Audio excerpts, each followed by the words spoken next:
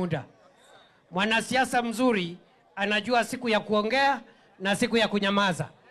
Mwanasiasa mzuri anajua siku ya kazi na siku ya siasa. Niseme nisiseme? Ukiwa mwanasiasa kumbavu, unaongea kila siku. Unaongea Jumatatu, Jumanne, Alhamisi, Jumapili, Januari, Disemba, ni mdomo. Wewe ni mwanasiasa ambaye hauna akili. Mwanasiasa mwenye akili anajua siku ya kuongea, siku ya kukimya, siku ya kupiga siasa na siku ya kazi. Ile kitu itatusaidia tukiwa viongozi wenu. Sio ile mdomo tutapiga, sio mikutano ile tutafanya. Ile itatusaidia ni hii barabara ijengwe ikamilike. Hii Nithi Bridge ijengwe ikamilike.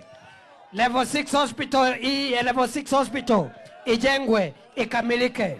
Tujengewe soko Gakoromone, tujengewe soko Kariene, tujengewe soko hapa Nkobo. Hiyo ndio itatuokoa wakati wa siasa.